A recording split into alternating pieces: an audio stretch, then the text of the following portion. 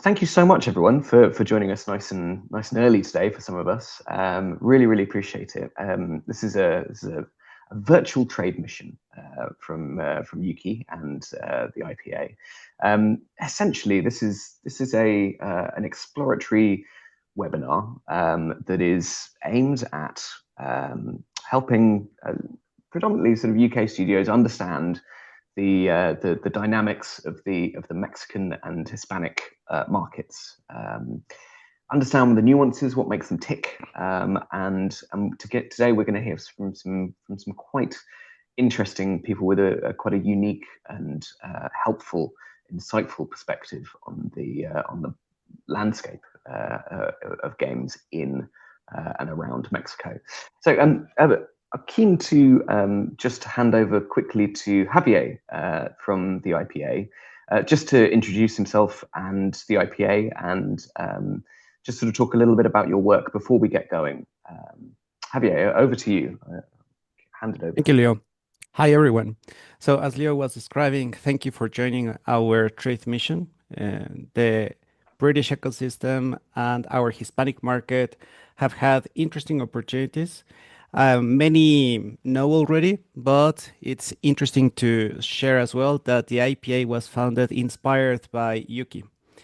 Every ecosystem has particular challenges, and what Ukie has developed of the companies having a relationship with the government, that is something that in the Hispanic market particularly can be effective. So very similarly, that's what we do. We organize encounters, some online, some offline, so that leaders like yourselves can learn directly from those who are developing games, who are developing technology, and in that way be more effective. Because as we know, our industry is going through cycles.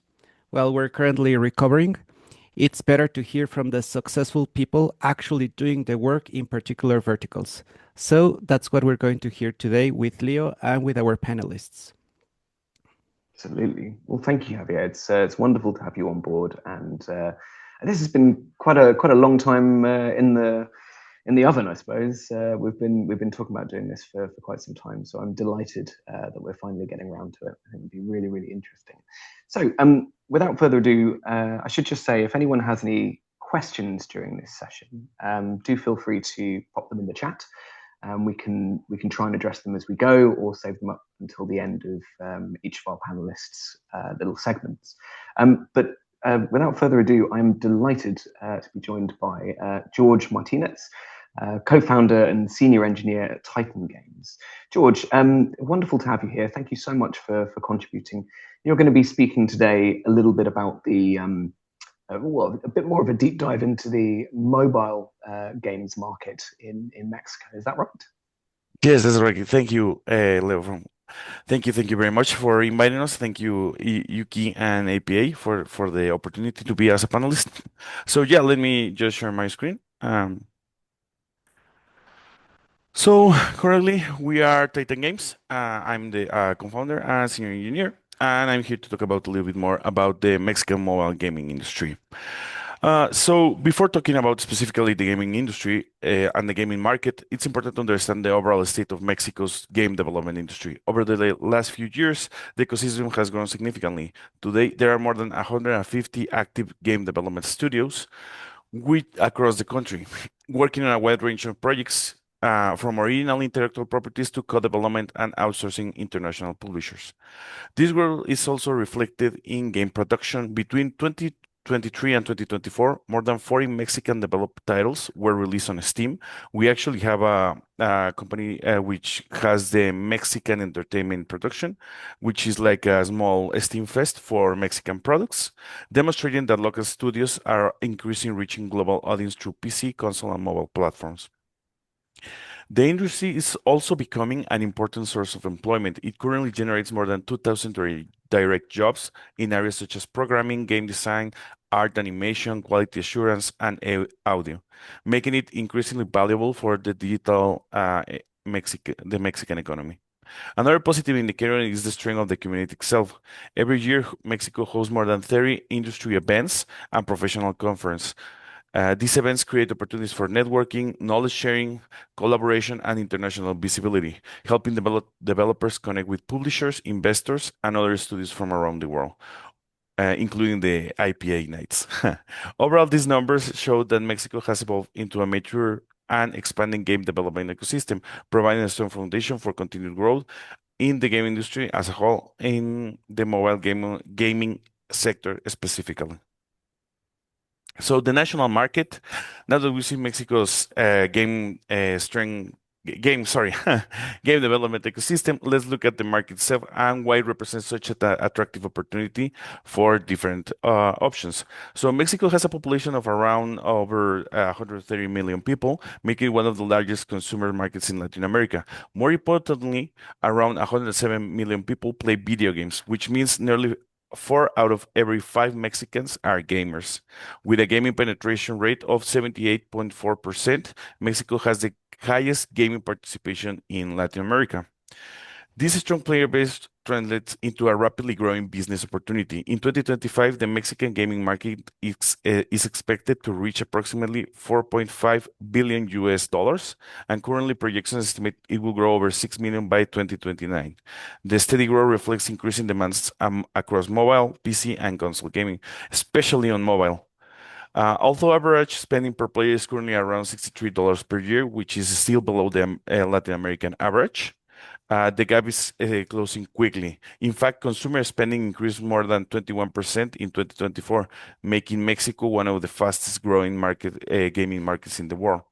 Within Latin America, Mexico is already the second largest gaming market after Brazil. However, it leads the region in player penetration, meaning a larger percentage of the population actually plays games.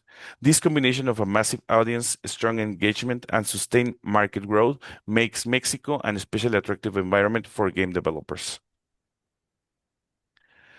The device landscape, a little bit of how the market divides between everything. Today, more than 50 million people in Mexico actively play games on smartphones or tablet every month, making it the largest mobile gaming audience in Latin America. In fact, mobile accounts for about 62% of all gaming activity, well ahead of consoles and PC. Looking at the mobile ecosystem, Android clearly dominates the market, representing around 78%. This is mainly because Android devices are available at a wide range of price points, making them accessible to different users of different level incomes. For developers targeting the largest possible audience, Android is usually the primary platform. However, downloads don't tell the whole story. While iOS represents only 22%, iPhone users tend to spend significantly more on in-app purchases. This means that Android is a key platform for reaching, but iOS is the largest generator for revenue by player. Another important trend is the continued growth in consumer spending. Mobile gaming spending increasing more than 21%, mentioned, making Mexico one of the fastest growing markets worldwide. Sorry. This shows that players are not only downloading games, they're increasingly willing to invest in premium content, subscription, and in-app purchases. These trends highlight why mobile gaming is such an attractive opportunity in Mexico. It combines a massive player base, strong market growth, and a healthy balance between volume on Android and monetization potential on iOS. So the business model mainly here in Mexico, the first one or the most important one is the in-app. Oh, sorry about that. Is the in-app purchases. This covers around 60% of the mobile market revenue. Players typically spend on cosmetic items, virtual currency, character upgrades, battle passes, and gacha mechanics. These optional purchases allow developers to monetize engaged players while keeping the game accessible to everyone. Advertising is the second most important revenue source, contributing around 25% of the market. Rewarded videos, interstitial ads are especially common in hyper-casual games, where a high number of downloads can generate a significant advertising icon. Then we have the subscriptions, which is gaining a little bit more force because of things like Apple Arcade. So it's driving our audiences to try to get a premium subscription model, which can be really good as long as it fits inside the price, the correct price. Because if it's way too high, the Mexican market does not it rejects it. And the average revenue per user in Latin America is between $12 and $15, which is still below the global average for more than $30. However, users who do make purchases spend between $30 and $45 over time, showing there is still a strong monetization potential among engaged players. Continue. So now that we look at the business side of the market, let's see what the Mexican players actually are spending money on. The ranking on the left shows the highest performing mobile games in revenue in 2026. We can immediately recognize globally successful titles such as Free Fire. Actually, Free Fire is one of the highest phenomenon between players here in mobile gaming. Then we have Roblox, Candy Crush, Minecraft, and EA Sports. These are games, with these games of different ranges, they all share one important characteristic.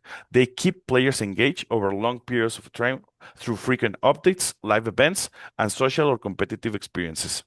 Looking at genre, Battle Royale games continue to perform exceptionally well, with Free Fire remaining one of the most popular titles in the country. Puzzle games, especially Match 3 like Candy Crush Saga, also generate strong and consistent revenue thanks to their broad audience. Strategy games and sport games, particularly football, are also key categories, reflecting both global trends and local player interest. Another interesting observation is that most of the top grossing games are free to play. Their successes comes not from an upfront purchase price, but from a combination of in-app purchases, seasonal content, cosmetic items, and long-term player retention. This reinforces the monetization trends we discussed in the previous slide. Overall, these rankings show the Mexican market value games that are accessible, regularly updated, and designed to keep the players engaged over time. For developers entering this market, understanding these player preferences is just as important as understanding the market size itself. So, Mexico, the LatAm's mobile gaming leader. So, as mentioned before, Mexico has the highest penetration inside Latin America, like being on the top of the market. It's not the biggest market, but has like the biggest impact inside. The average revenue per user, or ARPU, is between $15 and $18, which is currently the highest among the major Latin American markets. This means that not only are more people playing mobile games, they are also spending more on in-game purchases and premium content. It is usually common to hear in a group of friends, something like they spend some like 100 pesos on some game or things like that. So it's quite common hearing people like talking about buys on mobile games. Another key indicator is the market growth. Again, 21% over year, making Mexico one of the fastest growing mobile gaming. Looking at the publisher landscape, international companies continue to dominate. Garena, which is Free Fire, leads the market in revenue, followed by major publishers such as Supercell, Roblox, and King. However, local game studios are also beginning to expand, creating opportunities for a more diverse and competitive ecosystem. Overall, these figures position Mexico as one of the most attractive markets for mobile gamers and publishers in Latin America, combining a massive audience with a strong monetization potential and sustained growth. So the Mexican gamer profile. Now that we've seen the size and growth of the Mexican mobile gaming market, it's also important to understand the gamer, which is so one of the biggest things is that the Mexican gamer prefers methods such as OXXO Pay, which is a cash to digital system that allows users to make online purchases by paying in cash at convenience stores, making mobile games accessible even to people without a bank account or credit card.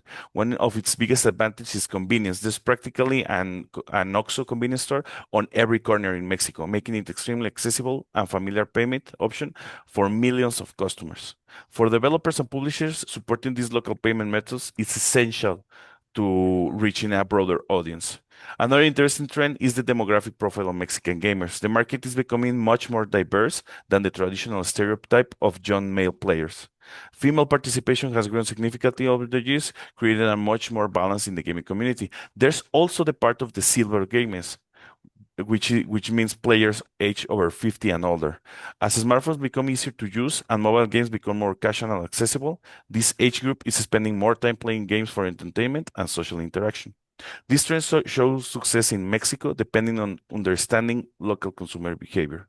Companies that adapt their payment options and design experiences for a diverse audience are better positioned to capture the opportunities offered by this fast-growing market. So the daily gaming rituals, to understand even more about how the Mexican fits the gaming through their schedule. The first major session occurs during the morning commute, typically between 7 and 9 a.m. Whether people are using public transportation or waiting to arrive at work, many choose a quick puzzle or casual games. The next opportunity is at lunchtime. These are usually short sessions during breaks, waiting in a line, or between daily activities. Most of the gaming sessions there spend around 5 to 15 minutes, making mobile games perfect fit for these small pockets of free times. This means that for the hyper casual games, it's a perfect place to fit because you can quickly do a challenge and then you just continue with your daily life. Another peak is the evening commune, which is around 6 and 8 p.m. At this point, players tend to switch from quick casual games to more strategic or social experience, often reconnecting with good friends after work. Finally, the highest engagement takes place at night from 9 to 11:30 p.m. This is when players have more free time, leading to longer sessions and greater engagement with story-driven, competitive, or multiplayer games.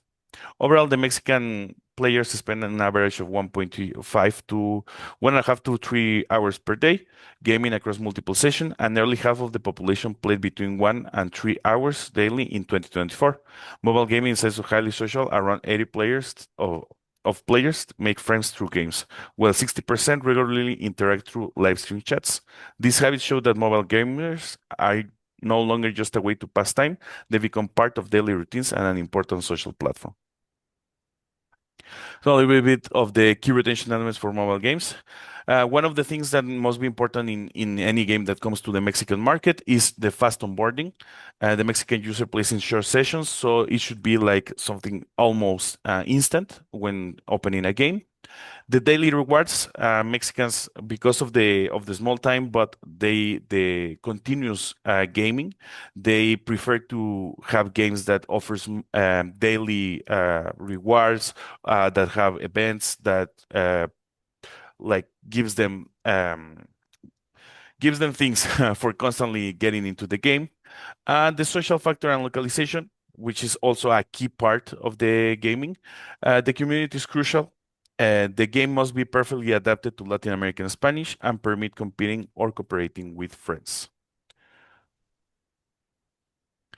Thank you very much. I think that's the end of my presentation. If we have any questions, I'll be gladly to answer them if we have still time. Yeah, absolutely. Well, thank you so much, George. That was really, really interesting. I think obviously, folks in the chat, please pop any questions you might have in the chat, and we can address them. But I think what was interesting was seeing those those incumbents in the mobile space that are not domestic. People like Supercell, that kind of thing. What from your perspective have they really sort of capitalized on to secure their market share? Are So they one of just better at localization than others, or are they? Yeah. one of the things is that, for example, Free Fire, they have the gift cards for their premium currency in every convenience store here in Mexico. So it's like you go to an Oxxo or even you go to a 7-Eleven or things like that, and they have the cards there just like to purchase and get it into the game. So that's one of the things. For Supercell, I think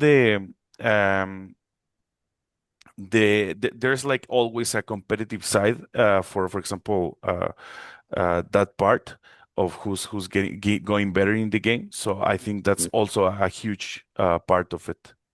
So it really like depends on which part you're trying to attack in the market of your game, what you should focus on. That's interesting. And you mentioned the OX, is it OXXO or OXO or Yeah, OXO. Yeah. OXO? Yeah. So is that a case of integrating a sort of a payment? If I'm not mistaken, Mhm. and I haven't done that specific implementation on a project, but if I'm not mistaken, that's something that it's already on Google Play, and I could be wrong, Okay. but yeah, I think it's something that you need like to activate, but it's not something like you need to specifically do the API on your game. Yeah. It's something like intrinsic. It's still helpful to understand, though, especially for someone who is looking at opportunities to circumvent I don't know, some of the more traditional sort of distribution models out there. For example, I'm gonna say that one of the important parts is like getting into a range in the payment that is not excessive in one payment. So, for example, let's say your game is suffering some kind of premium currency. It's important to not go like, let's say, over $3 in that, because that's going to foment that. They're like, so one of the things Mexican have is like, okay, I have my spending on the month, my budget, maybe these 300 pesos, which is around that part, I can fit them into my game. Or maybe I don't have that much this month. Maybe I can go with the lower tier of package. So that's one of the important things too, just to consider the local prices and try to adjust like the different packages that your game offers. Yeah, absolutely. Being aware and conscious of local pricing and currency differences is obviously really important across the board. Well, George, thank you so much. That was really interesting. A good deep dive into the state of Mexican mobile landscape. Obviously, if anyone's got any questions throughout this session, I'm sure you'll stick around. But for now, thank you very much for that. That was really Thank you, interesting. thank you very much, Leo, for the invitation and for this opportunity. So no problem. We have Jose next. Jose from PolygonUs. Are you able to share your presentation, share your screen? The magic that you did earlier. Yeah, I will do it. Just 1 second. Thank you very much for having me here. Can you guys see now, right? Yes. Yeah, we can see you just fine. Okay. So yeah, thank you very much for the space. My name is Jose Cardon.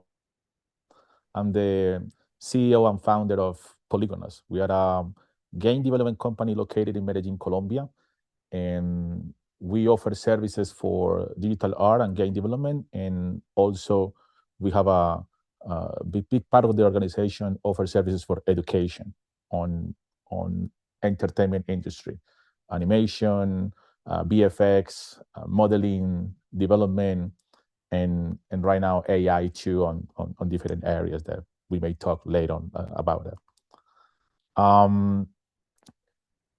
We started as a 3D services company. We didn't start as a software development or game development company. Initially, it was just 3D. And then we start adding new services because our clients demand some other disciplines to be adapted to our pipeline.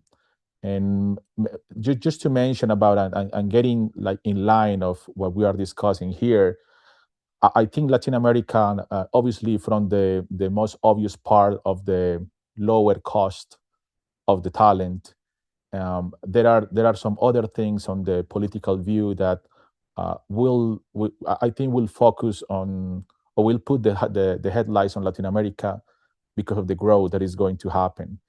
Argentina is going to grow for sure. Mexico is doing the same thing, and they are big markets. And the amount of money that we are spending in these markets is going to grow way more than other markets. Obviously, it's not going to go as big as other that are already established. But I think the combination of the kind of providers that you guys can have in this part of the world, the cost, also the culture of behind the people working on or 3D art will be will be an important part on the development process. And obviously, knowing this market will help to be successful in this part of the world. So we'll start doing that, just offering services to third parties. And the way we start educating people about how to make video games, how to create content for video games, was because we got an opportunity to create an animated film for a US company. We didn't have the amount of people that we needed to execute it. So we offered them to train within our budget on that specific project, and we got the green light to train them.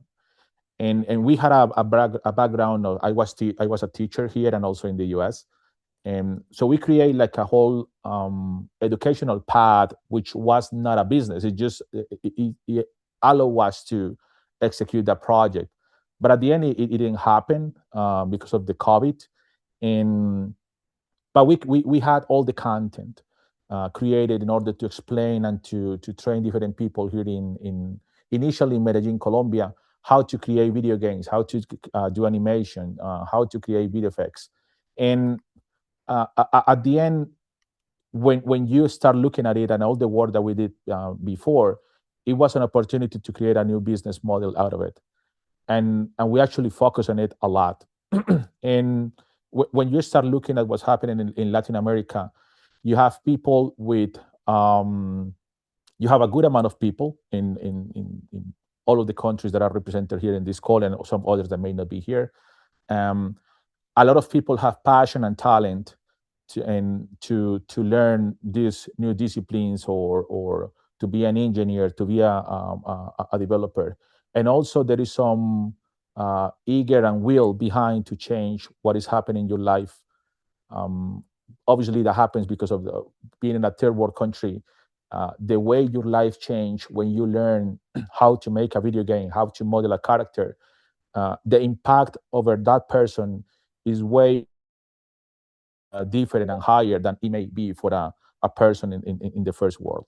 So you have, when you combine that, you have a bunch of kids everywhere who would like to be part of the industry. And when we start trying to train them, we get a lot of people who wants to be part of it. So I think that talent being on a specific location will be a big advantage for the already established industry to take advantage of it. What happens here in Colombia, and we see it in Mexico too, is that obviously when you start getting experienced creating these kind of games, you start with some simple games, you start being part of a small part of the pipeline, then you start growing the kind of requirements that you get from different clients all over the world, but you need to grow the talent too. One thing that is happening here in Medellin, I will address more details on that later, but also happens in Mexico, is that the government, the academy work very closely with the private companies, and they invest in talent, they invest in people. So when you guys want to be part of the market, not just to get some share of that's the final user base, but also to be able to use that talent that is located in those countries, you will get that educational part, the training part, most likely for free, because the amount of projects on the local government, at the state level, at the federal level, they have so many politics around it that for sure you can fit whatever you needed to be trained in one of those. So that cost that it will take you to train people, and a good amount of people that understand your pipeline, the stack that you use, the kind of software you made, the kind of games you made, it matches the objective of most of the governments that you will find in this part of the world. So I think it's a great advantage, because you can grow your team without investing money on that initial part of the process. So that creates a model where you grow your capacity in people, then you get bigger projects, and then you can fund more scholarships and more training for new kids, usually low income families, right? Those are the ones that we usually address. So that was we currently do. We offer services not just for game development, 3D art, but we also train people. We go, we have we started, as a B2B business. We go to nonprofits, we go to local governments, to we go to the state level governments, and we do what we are currently doing in this call, where we explain what is the state of the business, what is the state of the industry, what opportunities are. Usually they are out of our countries in terms of jobs, but we are starting to get more and more projects, as we saw in the Titan presentation, and they usually start to understand that it actually impacts the city.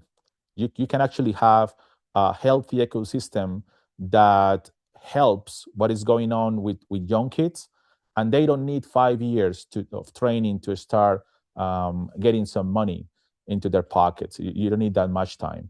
So we do that. We connect to different governments and train, and we also train for the let's call it the B2C business. We are right now offering our social our educational path, in all Latin America, and it is doing very well. It is growing right now. So what we are trying to do right now is to connect those two ends. There is out there trying to send projects to different companies, just to avoid, obviously, the risk of having everyone in the same country. The policies right now on the first world, because of the unions and some other groups, may affect the current budgets that you guys may have for a production, and moving to another, I wouldn't say friendly political environment, because obviously it may not be like that, but the culture behind work in our countries it currently creates an advantage over the current culture on work on some countries, or at least of the average people that you will get to join your company. So we are on that. We are on that industry. Obviously, we create games for most of the platforms. We will share later on this call the link, so you guys can see what we do, what our partners do, and as you guys saw, I don't know if I lead that specific screen too much. Too short. It was called Made in Medellín. Some other things that you may find in the Latin American industry is that everyone knows each other, and there is not like jealousy or any kind of or secrets or that kind of competition that you want everything for you. We work with our current competitors, let's call it that way, from our city. I know every person in the panel, and we have worked somehow in different things. We are working with them in different things, and I think that culture of sharing, of everyone being part of, helps a lot to get projects going on and finish them the right way, and to be able to share the profits and to share the problems with other companies, and obviously solve any kind of issue that you may have during the development process, or during the marketing process, or whatever you are in the project. So it's not just that we have talent. Obviously, there is a big, as we saw it in the previous presentation, there is also an ecosystem that allow you to establish and have talent, and have the government helping you, and also an industry or the companies that are creating that kind of, can work together without any issue. So we try to do that always in our company. Usually we grow, we stay between 67 all the way to 130. That has been like our largest moment, depending the amount of projects that we have. We have initially, as I told you guys, we initially started as a very focus on characters and environments, creating art for animation, for movies. We created our initial project was for the Sphere in Las Vegas. It will be launched, I guess, in probably 1 year or 2 years will be launched. We didn't know it was for. We were working for that specific project, and we got it because the government started to do some changes in the way they invest the money in talent in Medellin. So people from Metro Golden Mayor started to look at our city and say, well, there is a bunch of talent there. Let's go there and see if we can find and do some projects. So what we started as a capacity for our company, for just grow what we can do with different clients, it changes now to impact the whole city. So we now work directly with the local government, and we help to create the biggest project during this period of the mayor called Distrito Cinema. And what we do is that we create an ecosystem where the government invests on 40,000 scholarships to train people, and then create also the cluster for video games and animation, and also those connections with work, with jobs through accelerators and incubators within the company. And so it's part now of the politics of the city. Now we have something called Medellín Creativa, and now there is money focused on this specific industry. So you have what we are seeing now in our city is that we receive now visits from big companies that they read on a newspaper, they read on a LinkedIn post, they read on a comment from a friend that, well, those cities are investing a lot on talent, and they are growing at a fast speed, and you can go there and find talent and work with them. So I think that will be the highlights that we'll have in this part of the work. Currently, we have trained more than 5,000 people on here in Medellin and in other areas. We also have, we are started in the B2C business in all Latin America. We have now students in probably every country in Latin America. And we try to expand as much as we can and work with different organizations so people with low incomes can join us without paying a single dollar, and making change in the local industry. That people that is trained and start getting some income will later convert into a user that can invest into a monthly payment and to a season pass. They can buy the whatever is new in the video game industry. I'm going to just pass to see some of our current like partners and certifications that we have, and I'm going to pass very quickly on some of the projects that we are creating.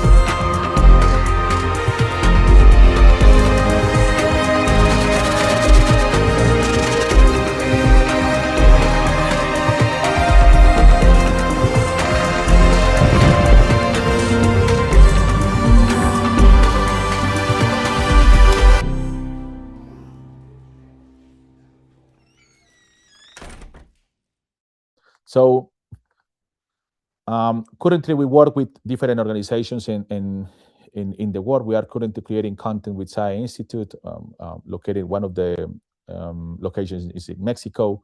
So our students get the dual certification. Let me go past. So we are creating locally here in Medellín, and we probably will do it too in the Caribbean islands. We create accelerators of talent, where we connect those people who already have some kind of knowledge it may be just development, they may be talented in art, but they don't know the tweaks and the details to create the kind of art that is needed for a video game, for mobile or for PC or animation. So we create those ecosystems locally in a physical location where we train them and then we connect them with jobs. We have done it already, and currently we have had 400 participants. And this is the project that I mentioned.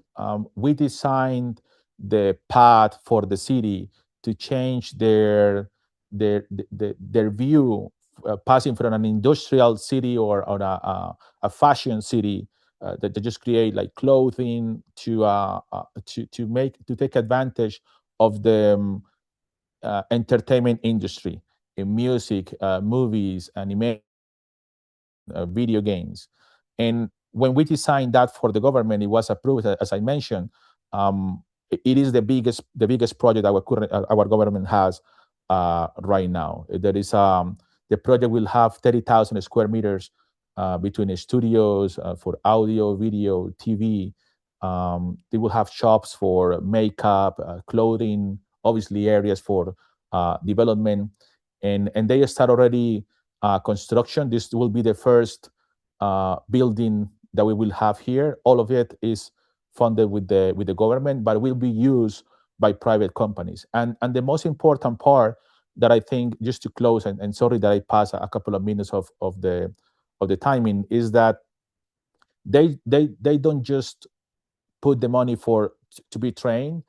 They understand that the companies that make video games or make movies or make animation, they need to make money.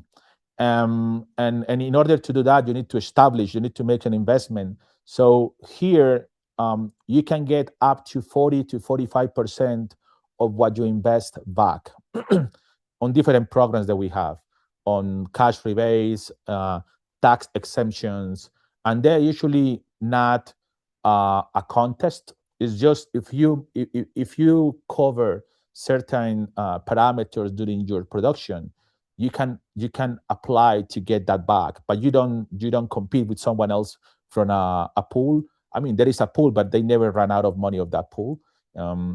So I think that combination of just to finish, of talent, experience, good culture for working, and the service, the cost of living and the quality of living, plus what you can get back for the financial point of view, back to your company because of the investment you made, either as a tax rebate or a cash rebate. I think it put Latin America on in the spotlight to be one of the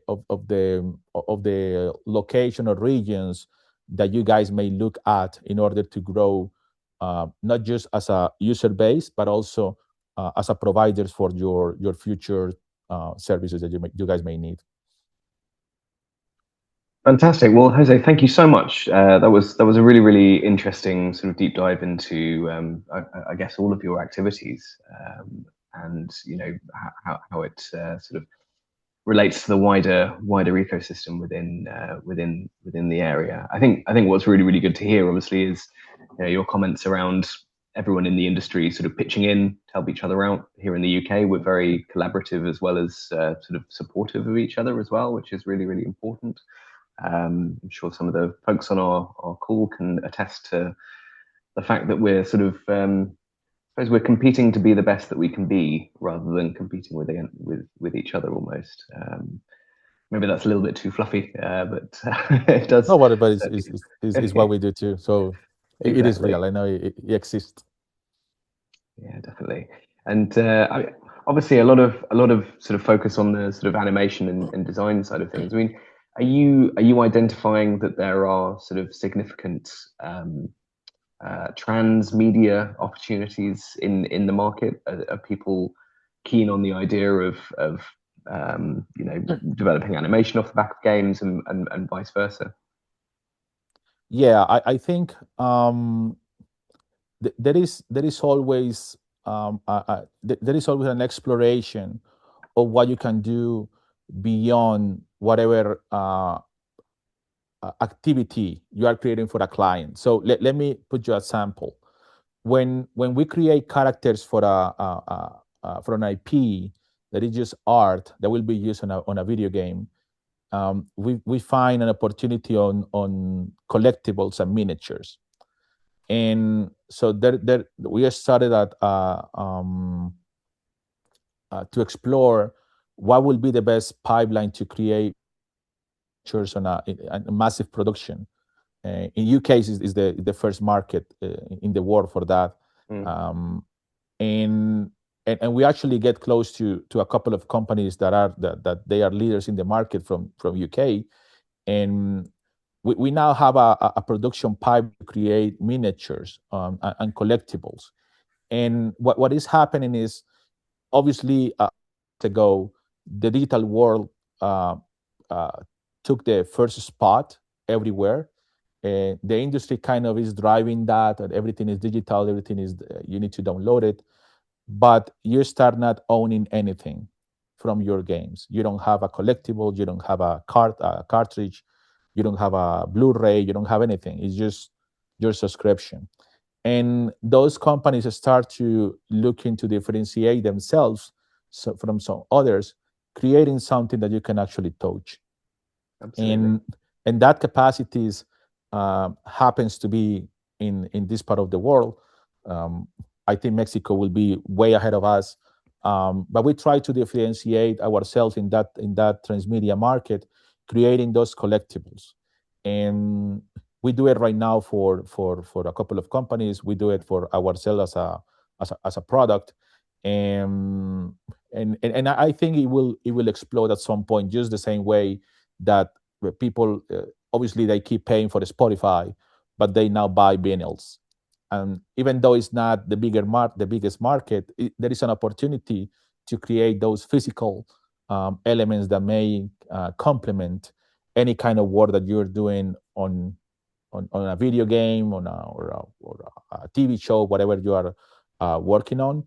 And the industry and the academy is also very focused on that. You will find a lot of people who work on the audiovisual academies, and also the video game and interactive development.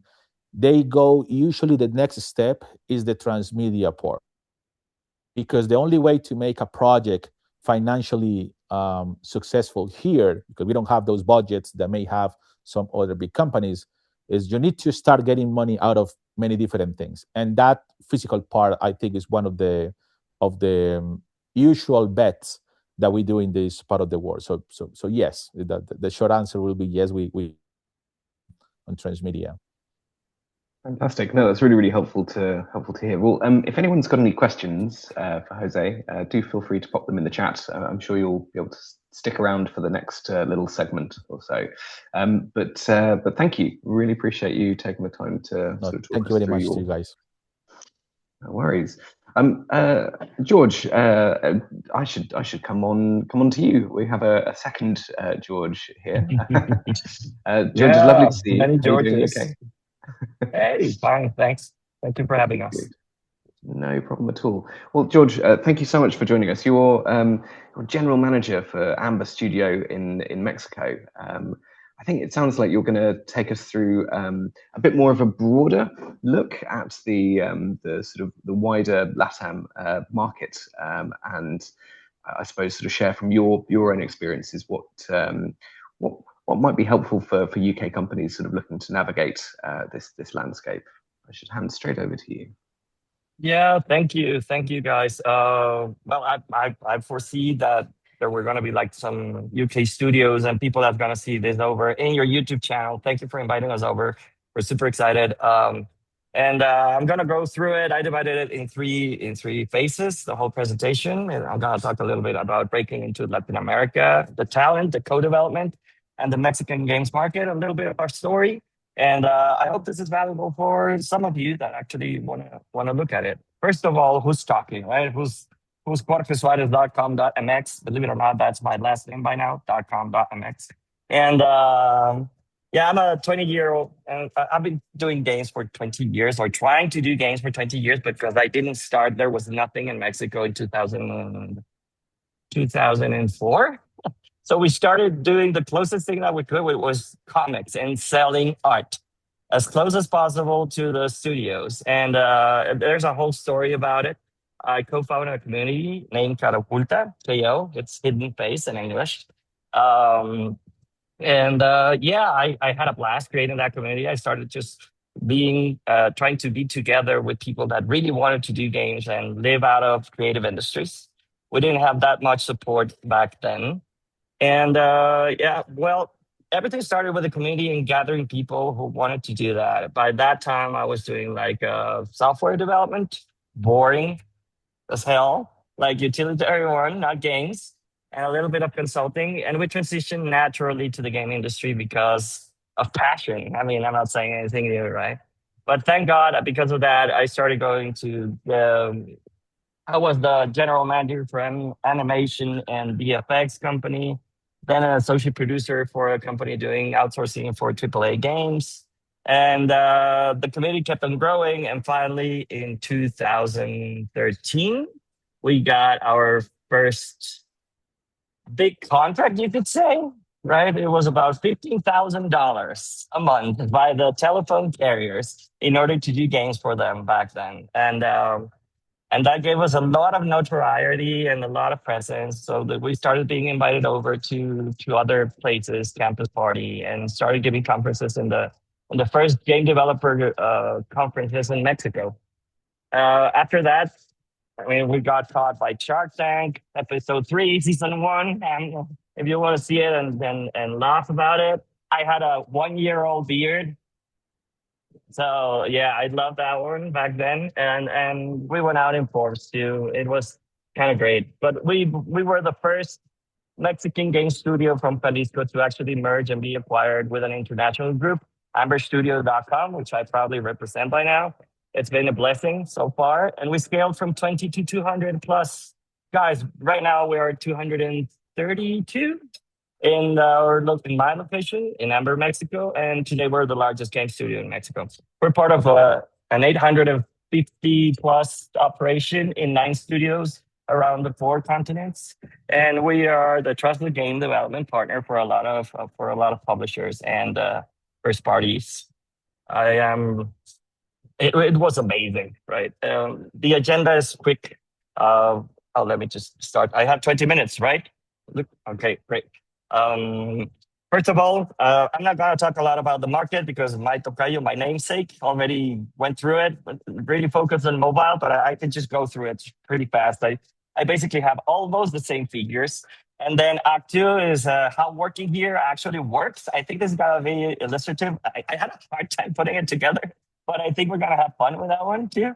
And a little bit of the pitfalls around it. And please, to my fellow comrades in Latin America, you're totally free to tell me that's not true if you think I'm not saying something that is happening to you or in your countries.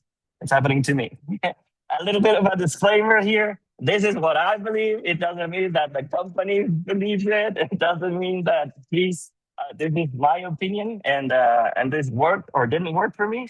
So it's much more like a personal kind of thing. Okay. We all know that LatAm isn't a promise. It's already happening. It's really interesting. I mean, besides Africa, where else are you going to get your arbitrage, your talent arbitrage, and the talent density that we're having right now? This is what I'm going to go through fast because, as I said before, Jorge just talked about it. But I'm really going to say like the numbers, the big ones, not just the mobile one. So it's supposed to be Latin America. So it's supposed to be like an $18.6 billion out of the 200 and something, right, of the whole market. But the interesting part about it is that it's growing significantly faster than other markets that are more mature, like Europe, like the States, obviously. 78% of Mexicans are already gamers. It's higher than Brazil, but remember that we have 130 million persons, and Brazil is huge, right? It's like another continent, and they speak Portuguese. So it's a little bit different. But what about Mexico's specific market? So it's 105 million players, a $4.6 billion market, and most of its revenue is mobile, which is my tocayo, my namesake, I already said. But also, what about the rest, right? The other 46, that's the Steam, web, PC, console, right? So it's interesting too. It's another half. But it's the number one fastest growing games market in North America. Remember that we're part of North America. And that's one of the interesting facts and interesting levers to take advantage of, besides time zone and all the other stuff that we're going to talk about later on. And it's a fourth of the entire Latin American pie in one country. That's Mexico. It's the second after Brazil. It's top 12 worldwide. But the point here is that the curve is steep. It's not the size. If we look at the size compared to the rest of the pie, it's obviously super small. But the interesting fact is that the curve is changing, and it's still billions of dollars, right? And therefore, somebody to take advantage of. So 4 things to know about Mexican players before you ship, or if you want to ship over here in Mexico specifically, or focus on the Latin American market. So we're deeply social players, nothing new. Mobile first, my tocayo already said it, the other Jorge. Mid-range Android, because we don't have like super high-end devices, whatever that means for your QAs and optimization and localization, it's important. This part is really important, guys, in UK. Mexican Spanish localization is read as respect. European Spanish, it's read as an afterthought. So if you're using ESES, Spanish from Spain, it's super different from the Spanish of Latin America. So come on, go for the Spanish from Mexico. It's a little bit different, and it's fun too. So yeah, that's one tip. And another one is already being talked about the OXXO and the payment gateways. You know, Xola basically covers them all, but the local payment gateways really make a difference over here, and the prepaid cards. So there's a huge market about that. And also, I mean, you could become banks, right? Because they basically pay you for something they're not using. It's just like a Starbucks card, and you keep the money, right? So it's a really interesting model in games that I think it's overused over here, and it could be taken to your advantage. The dev ecosystem, let's talk about it too, because I haven't just seen a lot about it, right? So at least in Mexico, I have registered that we have had 67 new game studios founded in the last 5 years. And this is the interesting part, because I know engineering is becoming kind of a thing nowadays, and there's a lot of people being let go too, sadly, from our markets. But I mean, we got a chance over there. More than 560,000 software engineers worldwide. Nationwide are being just like put in the market in our country. It's 124,000 STEM graduates per year. So 40% of Mexico's IT sector is in Guadalajara. Guadalajara, the land of tequila, mariachi, cute girls. You know, guys, the World Cup was played here. I know that you know about it. You take us out, but it was an awesome game. And yeah, I mean, it's interesting to just take a look at it. If you want to come to Guadalajara, we'll talk more about it later on. But let's just go to Act 2, so I could get into the weeds of things and the stuff that's really, I guess, a bit more local and personal. I'm not quoting a report here. I'm actually quoting from my own P&L, not the secretive parts, but I've been 20 years in trying to get into this market as a founder and operator, and now I'm trying to scale up as much as possible and hopefully be improving to be one of the locations that's really valuable to my business partners. First of all, 2 decades compressed. KO was founded, the community that became the studio that was acquired by Amber Studio from 2000. Then traction started to creep in, thank God, because we won Cinepolis support. They invested in us with no equity from their corporate fund. We went out in Forbes, we went out in Shark Tank and all that stuff. That gave a lot of visibility. And finally, in 2020, we just closed the deal to be the first international merger of a Mexican game studio from Guadalajara, right?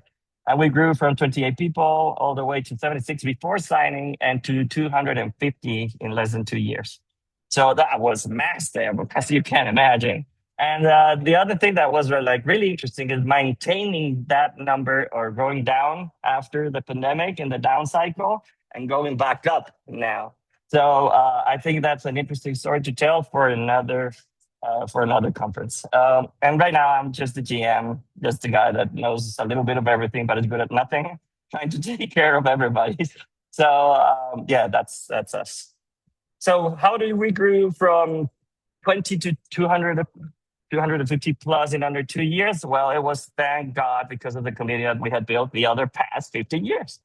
So I'm really fond. I'm a really big believer of community, and actually, it's part of our main values at Amber, and that's why I sold my baby and merged with Amber, because we had nothing, right? Without the community, without juniors, we have no mids, we have no seniors, right? So it doesn't make sense in whatever point of view to just not invest in the juniors, but it takes a long time, and almost nobody is willing to do so.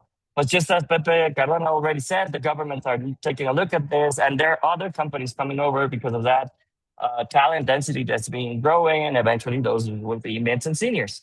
So what Amber brought was global access and credibility and money, obviously, access to huge projects that we needed to prove that we were capable of actually helping out with. And the result was a lot of capability and access. It's the cost. It's not just the cost of arbitrage. It's also the capabilities that actually we started having thanks to having access to those type of people who were collaborating in those projects. I'm going to talk about the mix of Mexicans and Romanians and Canadians and people from the States that we have had and the type of business model that Amber has, which is I love it. I think it's kind of amazing. The games we have worked on so far, remember, we're always mixed. We have global teams. We used to rebalance the whole company every Thursday through a system, depending on the type of projects that were coming in from our business team. Just as an honesty rule, remember to read the disclaimer. We worked on all these titles only on the orange square. We're basically made with the core from Guadalajara. I just don't want to lie. But we have had Mexicans all over the world with all kinds of teams learning from the guys who have had more experiences and who have like a more mature market. So in between Gotham Knights and 2XKO, we have made a multiplayer Pac-Man with Bandai. We worked doing level design for Candy Crush and Robio, all those guys. We won the contest for the Tetris Beat, which was the Tetris for Apple and their Apple Arcade.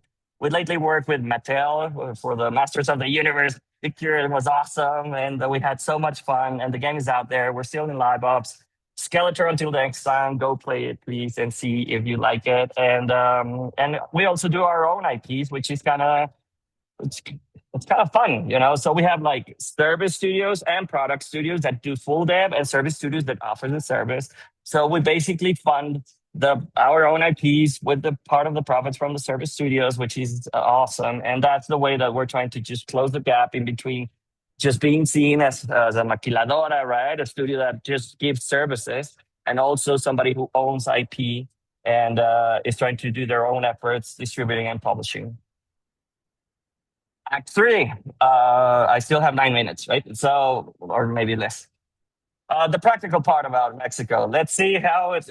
If you want to come over, if you want to work with Mexicans, if you have like any connection to any of them, or Colombians or Latin Americans. I'm going to speak specifically for Mexicans because I'm Mexican, so you're not going to tell me that I'm not Mexican. And live this, and as I said, this is some of the stuff that I see that is an advantage and a disadvantage of working with Mexico. And obviously, I need to tell you the truth, and I want you to know the pitfalls and downfalls that you will have if you start working with us, but hopefully you will do well. So first of all, your afternoon is our morning every working day. So mostly we work with Romanians, and people from the States and Canada have no problem. And that's why our mixture of teams is easier with people from Canada and the States, which is a major market, right? But we work with our fellow Romanians like every morning, super hard, and they go to sleep, and we keep them working for them to wake up and have some more work from their fellow Mexicans and Colombians, because we also have Amber Colombia.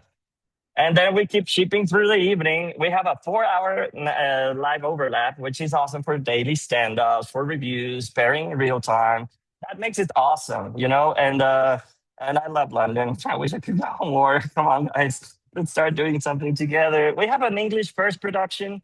Our tech sector, remember, is all in English. So the tech sector is strongest in Guadalajara, the second largest city in Mexico, and the third one is Monterrey.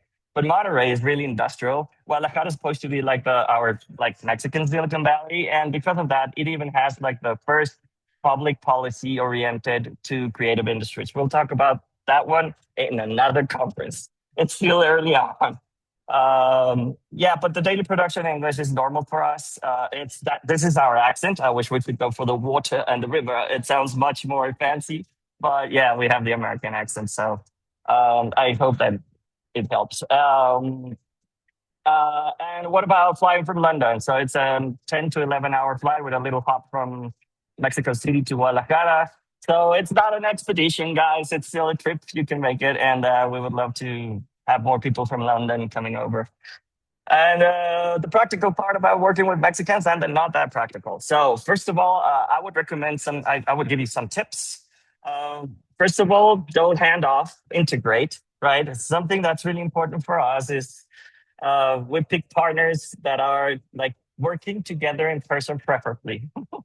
It's really, really cool when you're not like another ticket or just like an extension, right? Teams are on the floor. We have a return to office policy. We do have a huge talent network, but mostly our full-time employees are coming back to the studio, right? And that gives a lot of velocity. And if you come over, you're going to see that we don't have like an office that's super boring. It's really creative, and you'll know with whom you're working. And that's really awesome. I hope that you really value that, because that part of the culture of the Mexican culture, besides being like, we have no personal bubble, we hug everybody, we're super festive, and we celebrate that. So expect that to happen if you come over. And I hope you like it too. It's interesting. If you go for buying hours instead of capability, yes, we do projects with time and materials, obviously, with our service studios. But I have seen that, everything comes out better when they give us a full slice, a piece of the platform, a full discipline to cover. Ownership is the quality lives. And if you give that to a Mexican team, they're going to go crazy to show you that they can get it done. And I think that's super powerful. And I know there's always a trust issue at the beginning.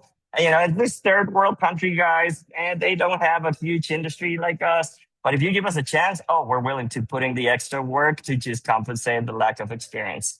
And give it a try. Number 3, invest in the first 90 days.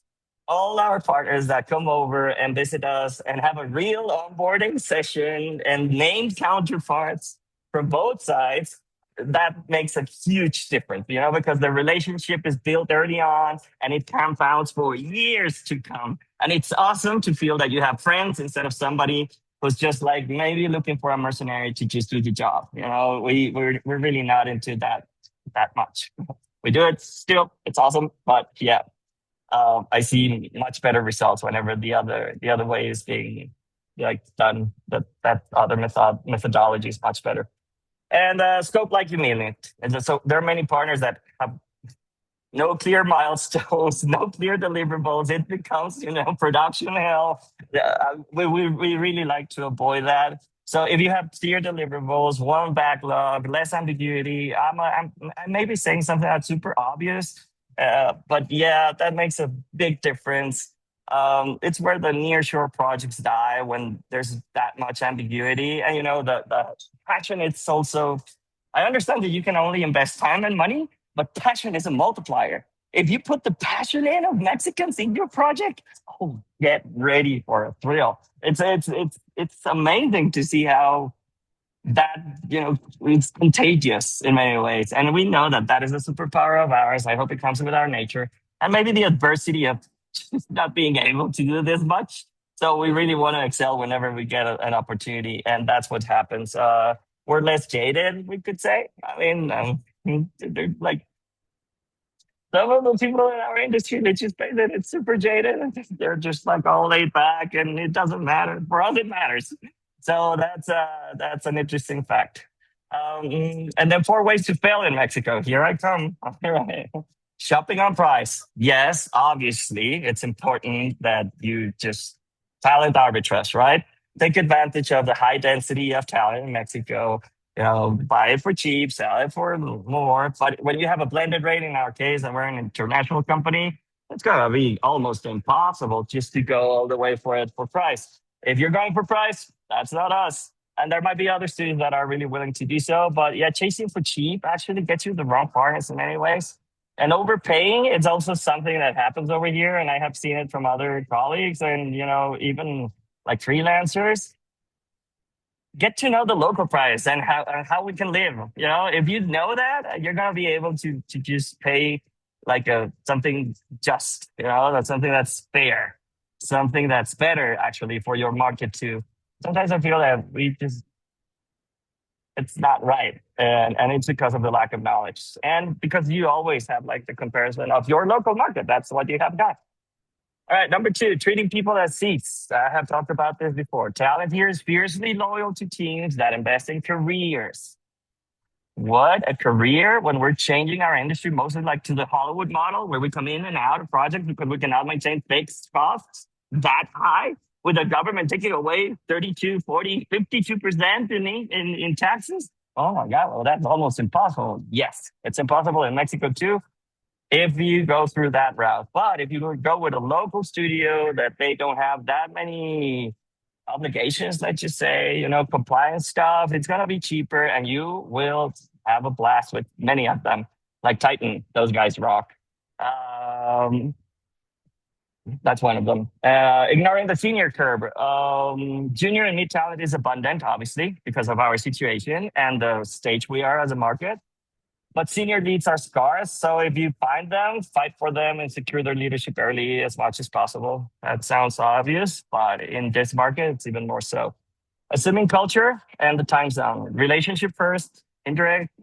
We're really indirect with bad news. Just like I have heard that people from India and other places are really bad at just like giving notice of the bad news. So just be careful with that. And also with the word ahorita. That's the quantum time between now and forever. It's not now. The literal translation, ahorita, is dangerous. So be careful with that one. Ahorita te lo mando. I'll send it to you right away. Yeah, just make sure what right away means for that Mexican who's talking to you. And all right, the 3 questions that you might be too polite to ask because people in UK is super polite and everybody's super polite lately. All right, let's talk about labor law. And is labor law in Mexico a minefield? It's strict. Yes, it's navigable. I would say that with the right partner, this is interesting, but you really have to get with the right partner to do so because it's wobbly. It's got a shitty in many ways. The old loopholes are gone in Mexico. It's changing. And, if you want to go for full benefits, costs of the day rate are a bit more than quoted. Just be careful with that because you might not be taking a look at the other taxes that you may need to pay. So be careful with that or find the right partner. And another question that you may do to studios that are only local or that don't have like international branches or blend rates, just ask them, show me your website. There's this new way to actually pay just for 1% to 2% of your income if you are like an independent worker in Mexico, and that takes away a lot of the cost in taxes. That's interesting. Write that one down for whatever freelancer or local studio you may be trying to work with. All right. Question number 2, is it safe? I say everybody's being killed. Mexico and everybody sees the news and it's terrible. It's just, I wouldn't say so. I mean, Guadalajara Tech District hosts Oracle, IBM, Intel, HP. We have 92,000 IT professionals commuting daily. Come visit and judge it for yourself. I'm pretty sure that those headlines aren't in the tech corridors, aren't in our studio, but they sell, right? It's the news. That's their job. And sadly, the negative stuff sells more than the positive. So welcome to figuring out the truth. And what about politics and the geopolitical stability of our country? Again, I would say that volatile headlines, and we have volatile headlines, but we have stable anchors. So being in North America gives us the advantage to also have to comply with the treaties with Canada and the States, which it doesn't matter if Mexico said, we're going to tax video games 8% more, like it happened, right? They took it away then because, oh, we cannot do it. We're attached to the States and Canada. So you will see a lot of headlines that you would go like, oh, Mexico sucks. And they go like, yeah, that's just headlines. It's not going to happen because they are attached to the bloc of North America. And that happens a lot. So none of these are reasons not to come. I would say that all three are reasons to come with a local partner and actually just figure out the truth. I hope that you can do that. I'm going to go faster because my time is over. Sorry for that one. Okay.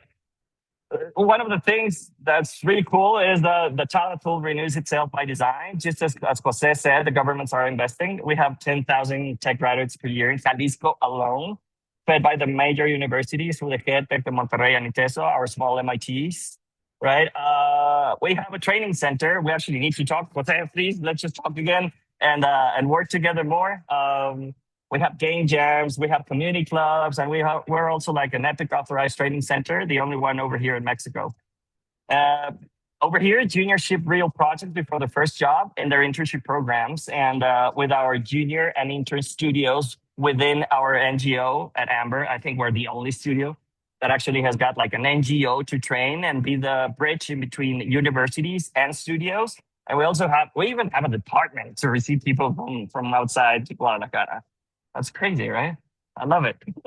And at our studio, our best leads arrive as interns, and we hire for trajectory, and many of them are still with us. So I have people that has been with me for almost 9 to 10 years. That's almost none seen in our industry in other places anymore, right?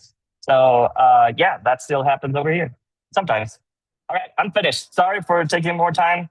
Those are the QR codes and the links. Please check amberstudio.com and the overview deck so you can see what our service studios and product studios do, what we have done so far. And you have got me in LinkedIn. I almost never answer in LinkedIn. I get spammed a lot, but fortify.com.mx or forte@amberstudio.com. I really answer my email. Thank you guys. And thank you, Ukie. That would be it. Fantastic. Well, thank you so much, George. It was really, really interesting. I think certainly hearing about your own personal journey in the industry and shedding some light on the Mexican marketplace, I think that's really, really fascinating. Certainly an awful lot to take on board, and certainly agreed there was a little crossover with the mobile focus at the beginning, but actually providing a little bit more wider context in the overall landscape, which is really, really helpful. Tremendous. Thank you. Well, thank you so much again, everyone. This has been really, really fascinating. If anyone's got any questions, do feel free to pop them in the chat. But what I'll do is I'll get a recording of this created and shared on YouTube for everyone. It's been really, really, really interesting afternoon / morning for everyone else on the call. But yeah, it's been a really, really interesting deep dive, and so thank you so much for everyone's time. Really appreciate it.